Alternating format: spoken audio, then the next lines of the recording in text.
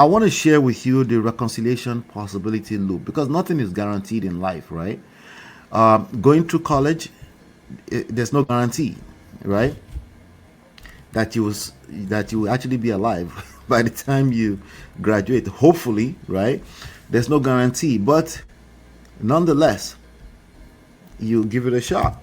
You take a risk. You go for the win. You try to win in life like anything else in life, right? So let's go through the reconciliation possibility loop.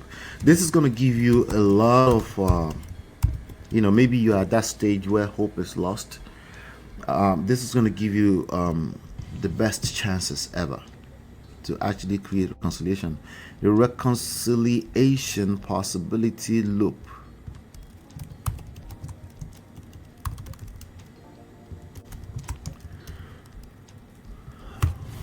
All right. So now, again, based on the lame mind, what triggers this? What would trigger this?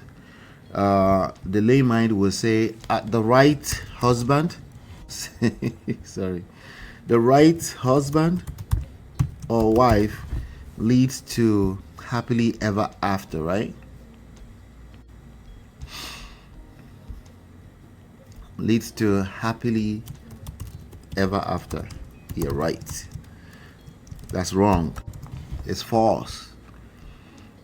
Any of your what do you call it, couple goals, married goals, all that kind of stuff, they've been through it. Trust me. Okay, you might not know their story. They might not be a teacher like me or coach like me, but they've been through it. All right. And no, they don't owe you to come and share their story with you. Well, they don't always tell us the truth. Then they lie to us. They don't tell us what's really good. Yes, because they're trying to protect their situation from you. Okay, they have the right to do exactly that. This is again false. This is illusion. Okay, it doesn't exist. Okay, what is this? This is nonsense. Somebody said, well, that's half and half is true. That's a way for you to justify the stories you've been telling yourself. The winners in this life, they don't win by mistake. Even when they tell you this is luck, that's part of their strategy. Do you understand?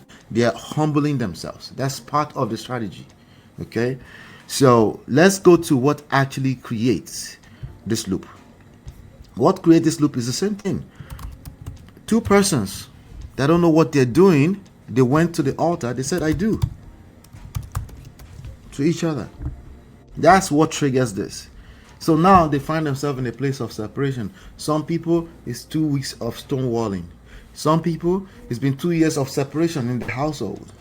Bottom line is that marriage has ended effectively. But they're hoping, there's still a little bit of hope that they can reconcile. So what triggers this is still separation, guys. Let's go back to here. Today we're talking about why your marriage gets worse after separation. Okay, that's what triggers this. So separation triggers this, but instead of going in the direction of fear, right? You still have fear, but you choose to pause.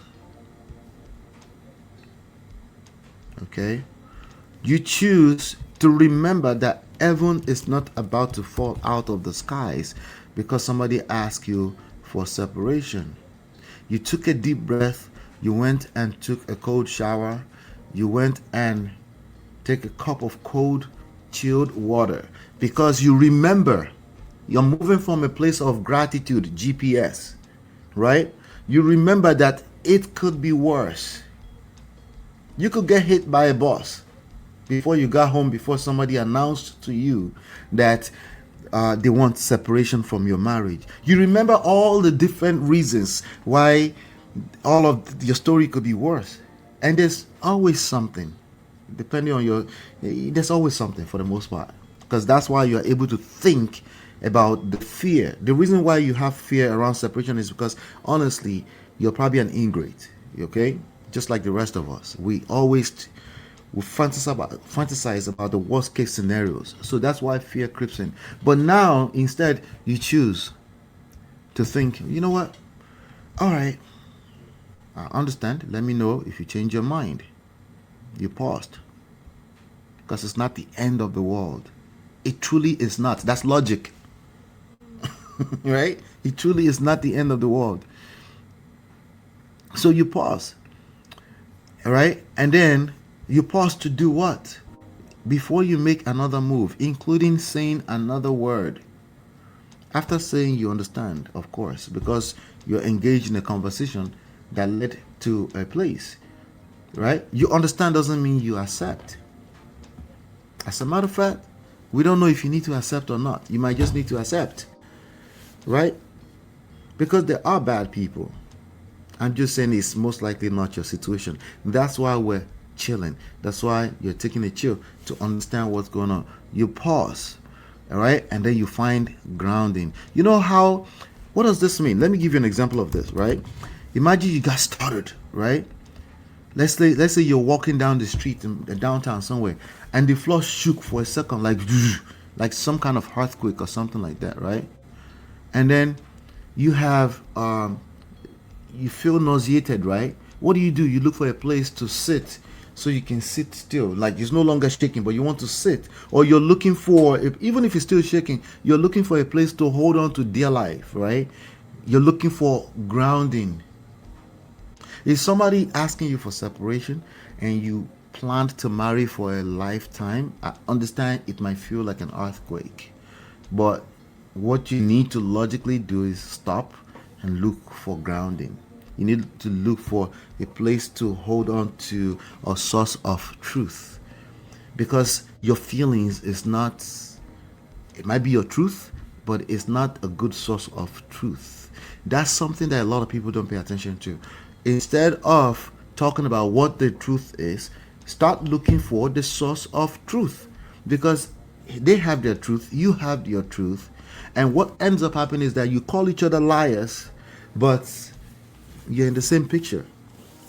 You're in the same classroom, listening to the same lecturer, but you're hearing two different things. That's real life. That's logic too. That happens. So you look for grounding. We're talking about the reconciliation possibility loop, right? All of this time is happening. These things are happening right now, right? That when you're looking for grounding, what does that take? It takes three things, right? It takes time, it takes energy, sometimes it takes money, right? Some people will just go on a trip, right? I'm going to take some time away because I like myself. I like myself. I'm going to take some time. I'm going to take a walk, right? I'm going to take a walk I'm going to take a ride around town, right? I'm going to call up one of my boys. I'm going to call up one of my friends just to go and hang out and see what's going on.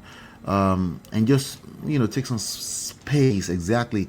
That grounding is going to lead to, you're going to get some space.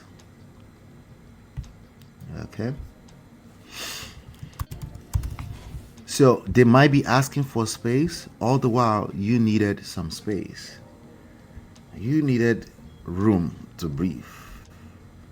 But because you've been panicking, right, trying so hard to save the marriage, you forgot about yourself.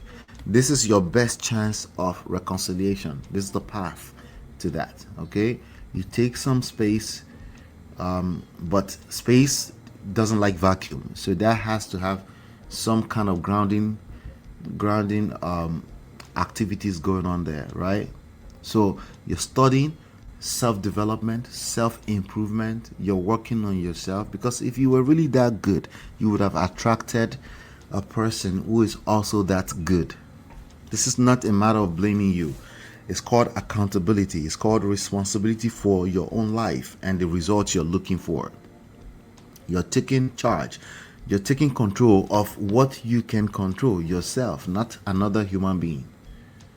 That's what creates influence. How you carry yourself is what creates influence that can actually help you effect the change you're looking for. Anyway, space leads to curiosity, right? Go figure. It leads to curiosity. What do you mean curiosity? They start becoming curious, right? They start wondering what you're up to. That's a good thing. That's almost equivalent to attraction, as opposed to being in their face and trying to convince them, Okay.